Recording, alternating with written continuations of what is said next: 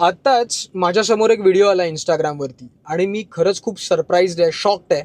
कारण तुम्हाला या व्हिडिओमध्ये एक मुलगी दिसते, एक मुलगा दिसतोय आणि या व्हिडिओमध्ये ते दोघे पण गैरवर्तन करताना दिसत आहेत.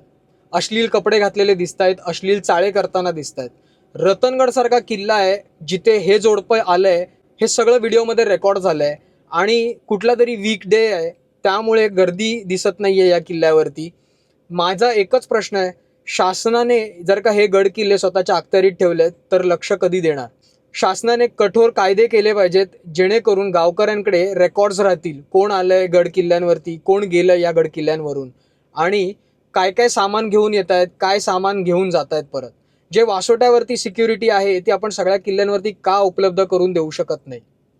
वासोट्यावरती जाताना आपल्याला सगळं दाखवावं लागतं, बॅग चेक करावी लागते, रेकॉर्ड करावे लागतात, डिपॉझिट भरावी लागते. इतकी चांगली सुस्थिती आहे वासोट्या किल्ल्यावरती, आपण प्लास्टिक घेऊन जाऊ नाही शकत. हे जोडपं अश्लील वर्तन करताना दिसतंय. शिवरायांचा इतिहास पोचला नाही का या लोकांकडे? जर का त्यांच्यापर्यंत पोचला नाहीये तर आपण तो पोचवला पाहिजे, यांच्यावरती लीगल ॲक्शन घेतली पाहिजे. असलेच व्हिडिओ जर का व्हायरल होत राहिले इंस्टाग्रामवरती तर रतनगडाची ओळख गांजा फुकायची जागा म्हणून होईल, हिल स्टेशन म्हणून होईल, एन्जॉयमेंट आणि रेव्ह पार्टीची जागा म्हणून होईल. जो आज आपल्याला माहिती आहे की रतनगड शिवरायांचा सर्वात आवडता किल्ला होता म्हणून, आणि त्यासाठी बरेच शिवभक्त जातात, या रतनगडाचे दर्शन घेतात.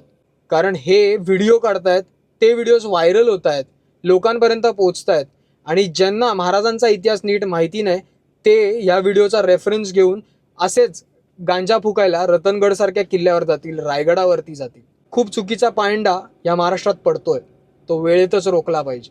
जय शिवराय.